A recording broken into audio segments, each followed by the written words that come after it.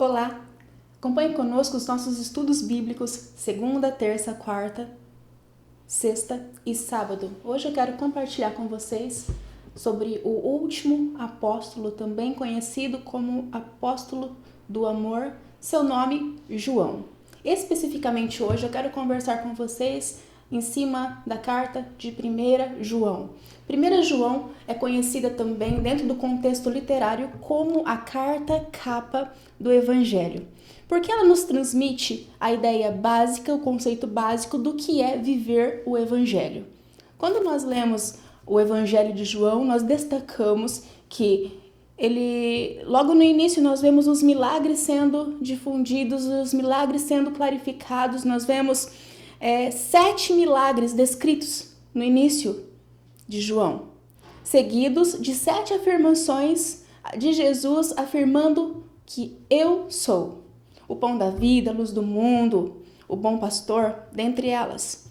Então, nós entendemos que o Evangelho de João foi escrito numa realidade a fim de fazer com que as pessoas entendessem que Jesus Cristo é Deus. E a primeira carta de João ela é descrita para ensinar como vivemos o Evangelho. Resumindo, 1 João é uma carta que expressa um tratado de aplicação moral e prática do Evangelho. Então, quando nós entendemos o Evangelho de Jesus, entendemos que Ele é Deus, e nós estudamos então a primeira carta de João, nós temos algo completo que nos leva a praticar o Evangelho. É muito importante que nós possamos equiparar a nossa mentalidade. Por isso, em primeiro lugar, eu quero levar você a equiparar a sua mentalidade, a forma com que você pensa hoje, diante de todas essas situações que nós vivemos hoje, que são talvez diferentes da realidade de João. Então, nós precisamos mergulhar na vida do nosso apóstolo, do apóstolo João, dentro da sua realidade, dentro do seu cenário, e a partir daí, extrair a essência, a verdade, os valores e aplicá-los à nossa realidade de hoje. Entenda, a palavra de Deus não muda. A palavra de Deus é a mesma. Os valores não mudam. A nossa realidade mudou. A nossa mentalidade não é a mesma mentalidade da época que João viveu. Mas a verdade é única. A verdade permanece. E é nessa verdade que nós precisamos nos apoiar. É nessa verdade que nós precisamos fazer com que os nossos passos sejam guiados, que nós precisamos prosseguir na nossa caminhada cristã. Não negligencie esse tempo de leitura da palavra de Deus, de permitir que a palavra de Deus entre na sua vida e provoque transformações. John Wesley dizia: leia a Bíblia e ore diariamente, quer você goste ou não. Essa é uma verdade. Nós precisamos nos disciplinar para a leitura da palavra. Nós precisamos nos disciplinar a ter vida de oração. Isso é transformador nas nossas vidas. Por isso eu quero equiparar a nossa mentalidade atual com a mentalidade do nosso apóstolo, o último apóstolo, o apóstolo do amor, João. Certo? Vamos entender o seu contexto, o seu cenário histórico. João já estava vivendo num período onde a igreja enfrentava uma grande crise. Sabe? Todos os outros líderes da época já tinham morrido. O grande ícone que ainda estava vivo era João. Imagina como estava a cabeça do povo, dos cristãos, neste período onde eles viram que todos os seus líderes, os seus pastores já não estavam mais ali com eles. E imagina o que eles pensavam. Como que nós vamos prosseguir? Como que nós vamos permanecer na nossa fé diante de tudo isso que está acontecendo, diante de toda essa perseguição? Então eles estavam num momento de conflito. E ali se levanta João, que poderia ter escrito essas cartas, esses livros, que inclusive ele abordou todo tipo de literatura da época. Ele escreveu um livro histórico, ele escreveu literatura epistolar, ele escreveu literatura apocalíptica, ele envolveu tudo. porque ele queria que se tornasse conhecido e que ninguém viesse a esquecer que mesmo as realidades mudando, que Jesus Cristo é Deus. Grave isso. Jesus Cristo é Deus. Jesus Cristo é Deus. Essa é a verdade que nós temos, porque em tempos de incertezas, nós temos um Deus que governa terra e céu. E nele está a nossa segurança. Então, quando nós viajamos lá para o cenário onde o nosso apóstolo viveu, já era a época de 81 depois de Cristo, neste período, onde todos os outros líderes estavam já mortos. Mas ali nós vemos uma nova fase, uma nova repaginação, porque o cenário histórico já tinha mudado. Até as viagens missionárias de Paulo havia uma certa liberdade de viagens, de ir, de vir, intitulado como Pax Romana. Esse período de Pax Romana dava possibilidade para o povo fazer viagens com segurança. Eles iam de um lado para o outro, eles podiam fazer viagens, eles poderiam comercializar, eles poderiam fazer várias transações políticas, porque havia liberdade de ir e de vir. Nesse embalo, Paulo começou as suas viagens e foi implantando o evangelho em todo o território conhecido do mundo da sua época, em todo o Império Romano. Veja, esse período da Pax Romana foi um impulso para que o evangelho se propagasse e naquela ocasião, 81 depois de Cristo, todo o mundo conhecido já sabia de Jesus Cristo. Jesus Cristo já era conhecido por toda aquela região, por todo aquele mundo. Só que, neste período, 81 depois de Cristo, se levanta um imperador que muda um pouco a linha política. Ele se chamava Domiciano. Domiciano, ele se apresentou de uma forma muito rigorosa, embora já houvesse perseguição desde antes, cerca de 15 anos antes. A perseguição já acontecia, mas Domiciano exigiu que todos os povos deveriam adorar ao imperador. E quem sabe que Jesus Cristo é Deus, que Jesus Cristo é o único Senhor, não adora o imperador. Então esse povo entendeu que eles não deveriam então seguir essas orientações do imperador, porque o imperador, ele queria adoração para si, ele queria restaurar todas as divindades romanas, ele queria que todos os povos adorassem os deuses instituídos por Roma. Ele queria que todos os tributos, tudo que era direcionado a Jerusalém, que foi destruído em 70 depois de Cristo, todo o valor fosse dirigido a Roma. Os cristãos não apoiaram isso. Os cristãos foram contrários e isso fez com que um ódio do imperador perseguisse os cristãos. Isso começou a amedrontar os cristãos e eu vejo que também o cenário foi criando uma grande possibilidade para que muitos esfriassem na sua fé. Porque, veja, nós estamos aqui na segunda geração de crentes. A segunda geração, porque muitos já estavam morrendo, aqueles que se converteram no primeiro momento já estavam morrendo, e agora é uma segunda geração. E muitos desses já estavam sendo assediados, porque havia dentro da mentalidade daquele povo uma influência dos deuses e do ecletismo religioso de Roma. Tá aí um grande perigo. Esse é um cenário que nós vemos quando nós estudamos o contexto de João. E o que nós entendemos aqui? Olha só, que eu quero compartilhar com você. Que a leitura de 1 João, dentro dessa realidade, é totalmente preciosa para as nossas vidas. Porque crises nós vamos enfrentar influências ruins nós vamos enfrentar em todos os tempos. Eu tive uma professora que me ensinou que quando nós lemos mais de 30 vezes 1 João, nós nunca mais voltamos a pensar de forma diferente. E eu acredito nisso, eu compartilho dessa ideia. Leia 1 João que você vai entender como que você deve praticar o Evangelho. Então, olha só, agora que nós sabemos deste contexto que João viveu, um período de intensa perseguição, um período de sofrimento para o povo, agora nós quero apresentar a você quem foi João. Quem foi João? João, como eu tenho dito, o apóstolo do amor. Vamos lá. João, ele teve um currículo impressionante, talvez o mais impressionante de todos os apóstolos. Nós sabemos que havia ali um grupo que estava mais próximo de Jesus. Dentre eles estava João. João provavelmente seja o que estava mais próximo ainda de Jesus.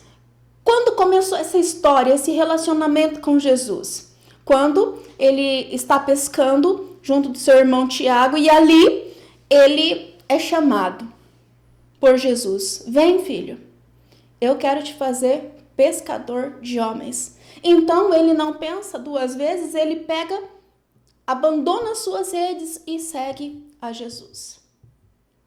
Nós vemos que depois disso ele nunca mais deixou Jesus. Ele passou a viver a sua vida lado a lado de Jesus. Ele ajudou também a organizar a ceia de Páscoa. Quando Jesus foi crucificado, foi João que esteve ao lado de Maria, a mãe de Jesus. Imagina aquele momento onde a mãe está vendo seu filho sendo condenado à morte. Ela teve o apoio de João. Ali estava João no momento mais difícil da vida de Maria. Depois nós vemos também que depois da ressurreição, ele viu Jesus andando. Ele foi até o túmulo vazio junto com Pedro e ele viu Jesus ressurreto caminhando. Nós vemos também que ele foi uma das pessoas envolvidas na plantação da igreja em Jerusalém. E mais tarde ele ainda serve as igrejas de Éfeso e as igrejas da Ásia Menor. Não fosse bastante, ele ainda escreve 5 livros do Novo Testamento. Esse é o nosso João. E para entender 1 João, eu preciso destacar para vocês que o amor é a característica distintiva daqueles que creem em Jesus. Por quê? Jesus é o amor. Jesus é a expressão perfeita do amor. Jesus morreu na cruz. Jesus foi até as últimas consequências pela alma humana. Jesus é amor. Então, eu quero que você que está aí com a sua Bíblia aberta em 1 João, acompanhe comigo alguns textos bíblicos significativos, sendo o primeiro 1 João 5,3, que diz assim: porque este é o amor de Deus, que guardemos os seus mandamentos. Ora, os seus mandamentos não são penosos. Tá entendendo? Não é complexo, não é difícil, não é penoso, não é um castigo seguir o Evangelho. Aquele que tem um encontro com Jesus desfruta de plena satisfação, de plena alegria. De plena alegria. João sabia que o amor divino deveria ser compreendido e praticado. Lembrando que na ideia, no conceito hebreu, você só sabe aquilo que você vive. Então, todo conhecimento que você tem acerca de Jesus, todo conhecimento que você tem acerca da palavra de Deus, você só pode dizer que de fato você sabe se você está vivendo. Eu oro agora para que você seja um praticante da palavra de Deus. Eu oro para que a minha vida seja de prática da palavra de Deus. Que o Senhor nos envolva com o seu grande amor e que nós possamos a cada dia, a cada passo, viver o amor pleno de Cristo aqui na terra. João percebeu que Deus comunicou o seu amor através das leis. Por isso nós temos os 10 mandamentos.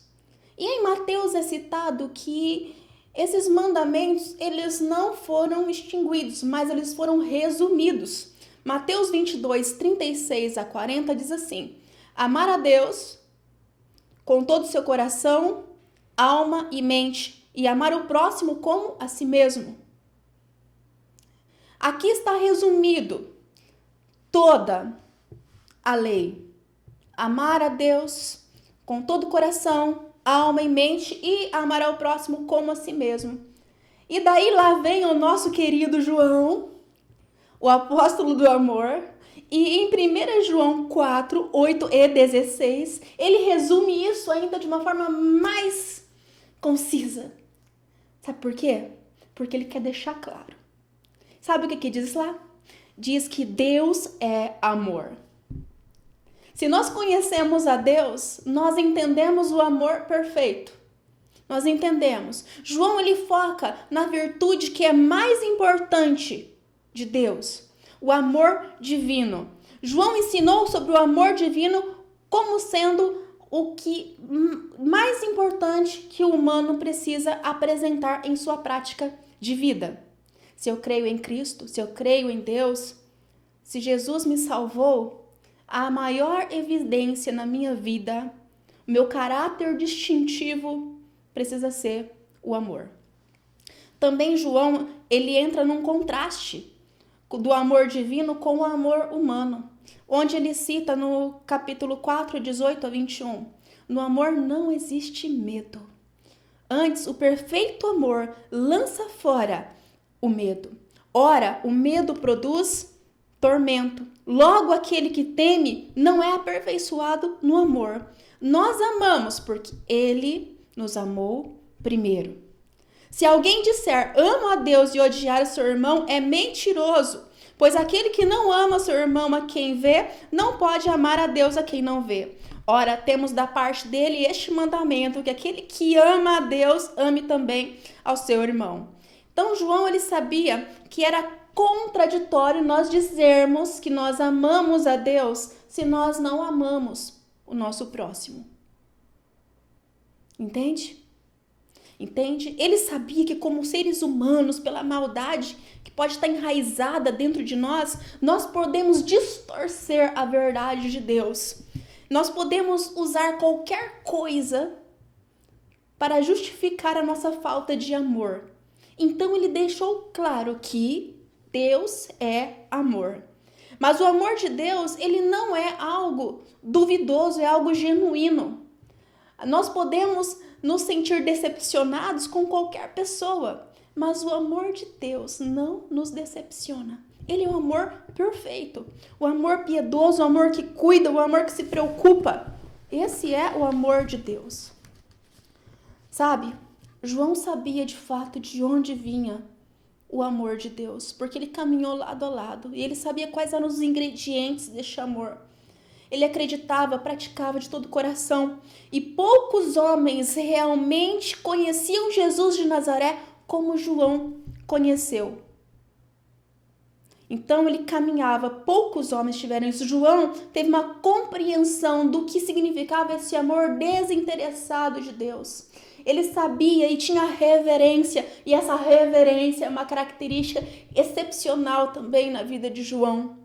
Nós precisamos nutrir o nosso coração reverente ao nome de Deus, o santo nome de Deus. Nós precisamos ser reverentes.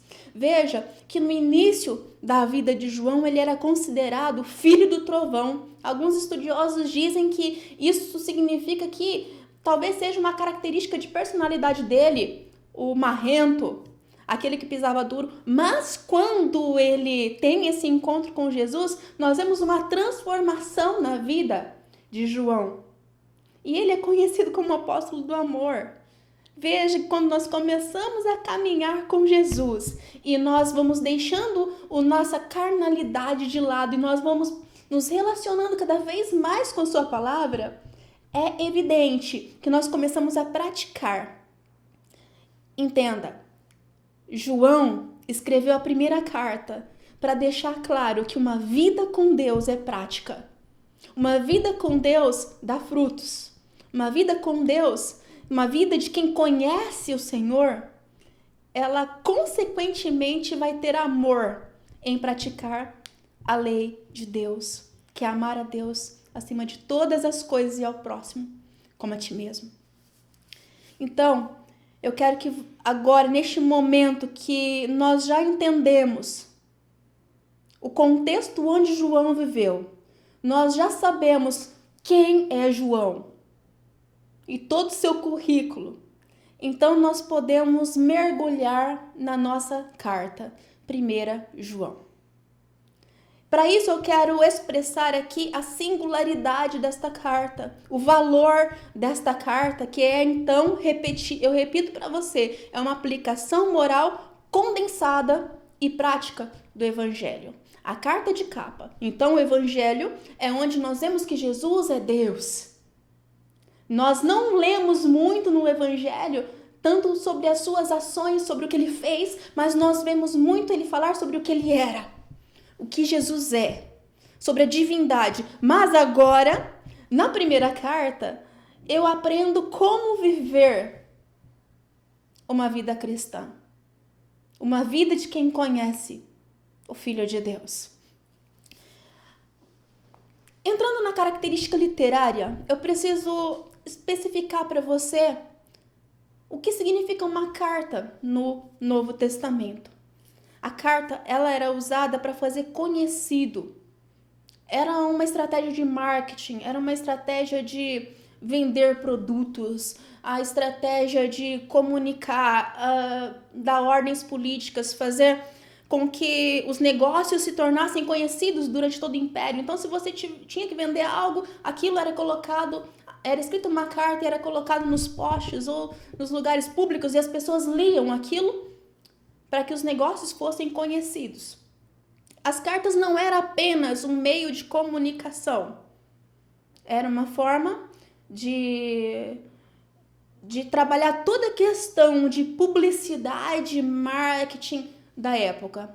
Era um meio atual da época de comunicação, além do fato de transferir meios oficiais, comunicados dos imperadores, dos governantes, além de ser algo comercial, também era algo particular. Quando nós lemos aqui a carta de 1 João, nós vemos que é uma carta particular, mas nós temos uma evidência diferente que só consta em 1 João e Hebreus. Nós temos uma estrutura literária diferente das outras cartas que nós vemos no Novo Testamento. Entende? Olha só. Geralmente, as cartas, você pode ler qualquer carta de Paulo, você vai ver que há um endereçamento. Para quem é? Quem está enviando? Todas as cartas são padrão, porque era o estilo de literatura epistolar da época e como deveria seguir as regras da época. Porém, em João, sendo ano 81, não tem. Não tem para quem é endereçado, não tem quem é o remetente. Não tem uma introdução tradicional, não tem saudações pessoais, não tem uma mensagem final, não tem agradecimentos. É uma carta diferente, diferenciada. Não há menção de nomes pessoais daquele povo. Isso é algo altamente incomum para aquele período histórico. Os únicos livros, então, eu quero repetir isso, que não tem essa estrutura, Hebreus e 1 João.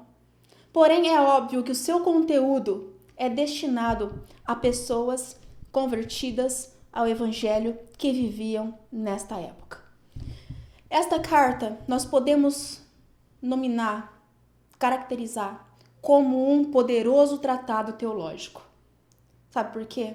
Ela nos orienta de forma muito clara a viver a nossa vida cristã, porque ela expressa a centralidade de Jesus, plenamente Deus, plenamente homem.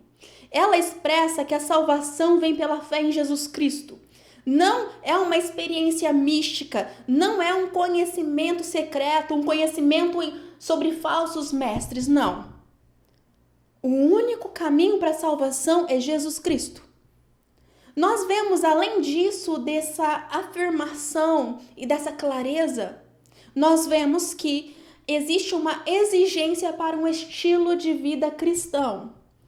E isso é inegociável para João. E eu acho fantástico em João, quando eu leio não só as cartas, mas quando eu leio Apocalipse, que quando o apóstolo do amor escreve, ele nos deixa claro que o amor não é bobo, o amor é firme. E ele escreve de maneira dura, muitas vezes, porque o amor não é você abaixar a cabeça e dizer sim, sim, sim. Às vezes você tem que falar não, às vezes você tem que confrontar, às vezes você tem que abraçar e às vezes você tem que chorar. O amor é firme, o amor é muito abrangente. Então, quando ele nos volta para esse estilo de vida cristão, nós vemos que é necessário que aqueles que caminham com Jesus precisam ter amor fraternal, obediência, precisam rejeitar o sistema que é caído e contrário às verdades da palavra de Deus. Nós não precisamos ser guiados pelo que dizem que nós devemos fazer, mas nós precisamos ser guiados pela voz de Deus. E nós temos também ainda a garantia da salvação eterna. Nós estamos garantidos. E como nós precisamos reconhecer quando algo que não provém de Deus está sendo infiltrado na nossa mente? Você precisa tomar cuidado com tudo que você assiste, tudo que você ouve e você tem agregado à sua vida. Tenha cautela. Ouça aquilo que a palavra de Deus direciona, que a palavra de Deus diz. E 1 João é uma ferramenta fantástica para nos direcionar, para que nós não sejamos enganados por falsos mestres. Então, para quem foi escrita esta carta? Essa carta diz que provavelmente foi escrito para os que habitavam na Ásia Menor e provavelmente ali direcionado para os irmãos da igreja de Éfeso, que era uma capital metropolitana, um ponto estratégico daquela região, daquela época. Provavelmente foi ali, para aquela região que foi escrita, porque João foi pastor desta igreja. Agora, eu quero que você pense comigo que problema esses irmãos estavam enfrentando. Qual era o problema que eles, como igreja, entenda, nós já conhecemos o cenário político, nós sabemos das influências do mundo daquela época, que poderiam afetar o cristianismo, nós sabemos quem foi João, nós sabemos quem foi o povo a quem se dirigiu esta carta, mas se foi escrita essa carta é porque havia um problema a ser resolvido. Então João escreve um conteúdo abrangente aqui que nos dá clareza de mente para que a gente possa entender que problema foi esse. Então a carta, obviamente, é uma acariação. Entende? Acariação é uma confrontação quando duas verdades não se batem, não estão claras. Então elas são postas uma à frente da outra para a gente poder trazer a verdade à tona. Acariação. Então, nós descobrimos isso porque nesta carta nós vemos uma figura da literatura grega muito comum no uso de acariações, que se chama diatribe. Então, quando se usa diatribe, significa que é uma crítica severa contra algo. Eu quero que você leia comigo 1 João 1,6, que você vai entender perfeitamente o que é um diatribe. Se dissermos que mantemos comunhão com ele e andarmos nas trevas, mentimos e não praticamos a verdade. Olha só, isso é uma confrontação. Se nós dissermos que temos comunhão e andamos nas trevas, é uma confrontação isso. Se dissermos, nós precisamos cuidar do que nós estamos falando. Será que nós realmente estamos andando na luz? 1 João 9 diz assim: aquele que diz estar na luz e odeia o seu irmão, até agora está nas trevas. É uma confrontação. É porque havia este problema. Havia um problema. E João quis rebater esse problema. Se alguém disser, amo a Deus e odiar o seu irmão, é mentiroso. Pois aquele que não ama o seu irmão a quem vê, não pode amar a Deus a quem não vê. Isso é uma confrontação.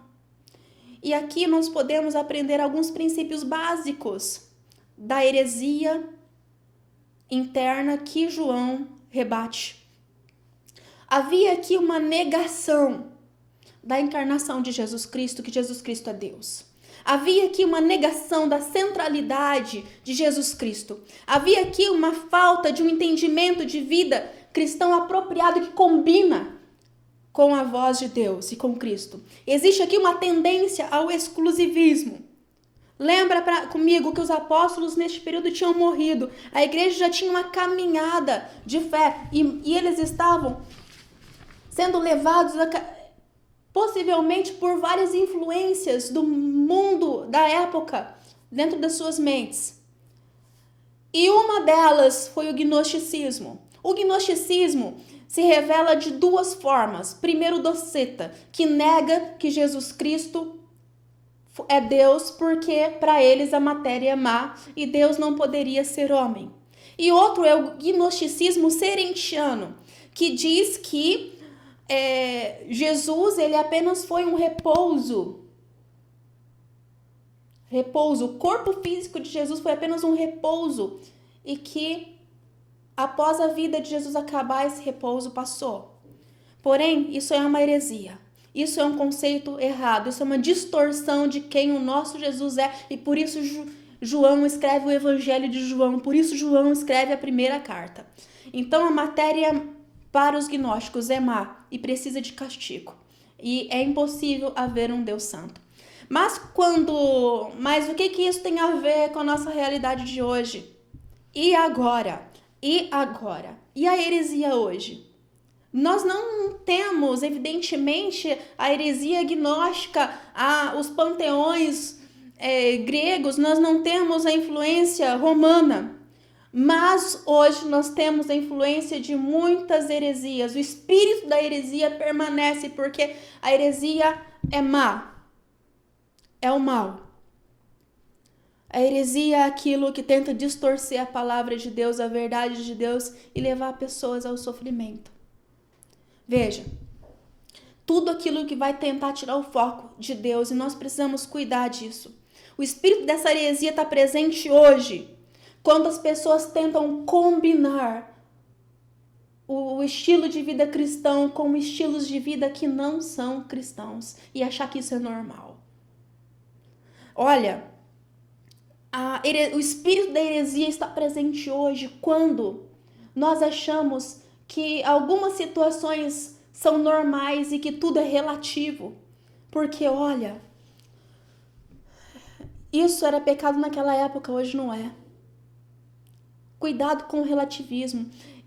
O espírito da heresia está presente hoje através do hedonismo, quando a pessoa acha que o seu prazer compensa qualquer coisa. Não importa se é certo ou se é errado, desde que ela tenha prazer. A heresia está presente hoje e o nosso apóstolo do amor, ele nos deixa claro que nós precisamos entender esta verdade. Se você é um cristão, a Bíblia é o livro de regra de fé e prática. Tudo que está fora da Bíblia, que distorce a verdade de Deus, que distorce o amor de Deus, você precisa agir como João agiu, de forma firme e amorosa. Então quando as pessoas começam a transformar o cristianismo numa elite intelectual onde ninguém mais pode ter acesso, porque o evangelho é para todas as pessoas. Não é para uma elite exclusiva, é para todos. Salvação não é só para um, é para todo mundo. A salvação está para todas as pessoas que queiram recebê-lo como seu único e suficiente Salvador. E o espírito dessa heresia está presente hoje quando nós voltamos a praticar coisas que não combinam com a palavra de Deus. Agora eu quero destacar como João se posiciona diante de tudo isso e eu quero ler alguns versículos com você. Em primeiro lugar, ele se posiciona com um propósito claro. 1 João 1,4 diz assim: estas coisas, pois, escrevemos para que a nossa alegria seja completa.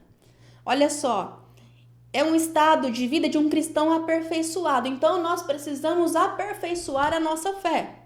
E ele usa aqui o termo grego chará. Chará significa que é uma alegria perfeita, completa, independente da situação que nós estamos enfrentando, independente do caos, porque a alegria completa é uma alegria diante do conflito e da vitória. E mais, quando ele destaca aqui, tem uma palavrinha junto chamada nossa alegria. E ele não está falando que é para a alegria dos apóstolos, a alegria do próprio João. Ele está falando para que todos nós, eu e você, que somos participantes da salvação de Cristo Jesus, todos nós desfrutamos de uma alegria completa. Nós estamos envolvidos. Então, para que a nossa alegria seja completa. Então, 1 João é escrito para que a nossa alegria seja completa. É para você ler 1 João e entender como é pleno, como é maravilhoso viver a vida com Deus. No verso 1,7 diz: se porém andarmos na luz como ele está na luz, mantemos comunhão uns com os outros e o sangue de Jesus, seu Filho, nos purifica de todo pecado. Veja só, nós andamos na luz, ele é a luz. Deus é a pureza moral. A sua bondade nos envolve. Nós estamos numa esfera de amor. Nós somos banhados, saturados pelo amor e pela justiça de Deus. É inútil, diz João, falar sobre comunhão com Deus, a menos que essa comunhão esteja enraizada em Deus. Então, a nossa comunhão está enraizada em Deus. Tudo está relacionado com Deus. É tudo sobre Deus. É tudo sobre Deus. No capítulo 2, verso 1, João se posiciona também com a seguinte afirmação: filhinhos meus, estas coisas vos escrevo para que não pequeis. Se todavia alguém pecar, temos um advogado junto ao Pai, Jesus Cristo, o justo. Cristo é um advogado. A palavra grega é paracletos, aquele que está ao nosso lado e intercedendo por nós junto com o Pai. Então, se você se considera uma pessoa justa, entenda, quem precisa de um advogado é aquele que está arrependido. Então, Jesus Cristo é o advogado daqueles que se arrependem. Quando nós nos arrependemos, quando nós nos posicionamos numa postura de arrependimento diante de Deus, Ele intercede por nós. E quer saber? Esse advogado nunca perde uma batalha. Nunca perde. Capítulo 2, verso 26, João se posiciona também da seguinte maneira: isso que vos acabo de escrever é acerca dos que vos procuram enganar. Entenda aqui que muitos tentavam seduzir. Eles manejavam a palavra verdadeira de forma enganosa. Eles faziam com que muitos passassem a negar Jesus Cristo. Esse é um grande problema. Isso é um grande problema. Então, você precisa ficar esperto, cuidado com argumentos que estão te seduzindo a viver algo que é fora do Evangelho de Jesus. Capítulo 5:13 diz: essas coisas vos escrevi a fim de saberdes que tendes a vida eterna, a vós outros que credes em nome do Filho de Deus. A palavra que eu quero destacar aqui, a fim de saberdes. Esta é a nossa segurança. Existe uma vida eterna. A vida eterna está com Cristo. Esse conhecimento é obtido pela fé, sob o testemunho do Espírito de Deus. E particularmente, o que está escrito aqui sobre a vida eterna é um presente gratuito vindo de Deus. Aqueles que desfrutam desse presente gratuito vindo de Deus, entende que não é penoso viver um estilo de vida que combina com a vontade de Deus. A maior alegria daquele que crê, que entende a salvação eterna, é mudar a mentalidade. Viver na perspectiva do que é eterno. Viver na perspectiva que a vida não é só o que nós estamos vivendo aqui, tem algo mais pela frente. E a gente faz parte de um projeto maravilhoso que Deus sonhou para nós. Eu quero que você leia com atenção novamente 1 João e o Evangelho de João.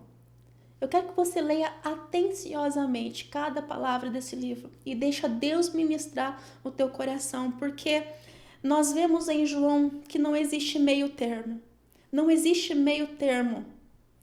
Ele deixa claro, o nosso apóstolo do amor, ele deixa claro e evita qualquer meio termo entre luz e trevas, qualquer meio termo entre verdade e mentira, qualquer meio termo entre justiça e pecado, ódio e amor, entre amar a Deus e amar o mundo, entre os filhos de Deus e os filhos do diabo.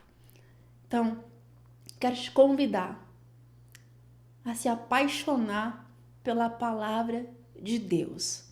Que a tua vida venha ser mergulhada na palavra e que essa palavra venha cada dia moldar o teu estilo de vida. Vem comigo, vamos juntos viver uma vida rendida aos pés de Jesus, uma vida apaixonada pela palavra dele. E eu quero orar por você agora. Senhor Jesus, nós oramos, crendo que a tua palavra é toda verdade, que o Senhor é santo, santo, santo e poderoso, o Senhor é Deus. E eu peço, Espírito Santo, guia as nossas vidas de acordo com o teu querer. Eu peço, Espírito, que quando nós estivermos lendo a tua palavra, essa palavra venha penetrar no mais profundo da nossa alma e nós possamos praticar, não com pesar, não com culpa, mas com todo o amor das nossas vidas, assim como João nos ensina, Pai. Senhor, que teu Espírito Santo venha trabalhar nos nossos corações, que teu Espírito Santo venha moldar as nossas vidas e que nenhum ensino falso, que nada que é para enganar, venha tomar conta das nossas mentes, mas que nós possamos prosseguir caminhando em fidelidade ao Senhor. Amém. Amém. Amanhã nós temos um novo estudo bíblico que vai ser orientado pelo pastor Weder, chamado Atitudes Divinas. Não perca esse estudo, vai acrescentar muito a tua caminhada na fé, com certeza. E mais, aqui embaixo tem um link onde você pode acessar a um material complementar que vai te ajudar a ter uma visão acerca das 3 cartas de João. Amém? Deus te abençoe.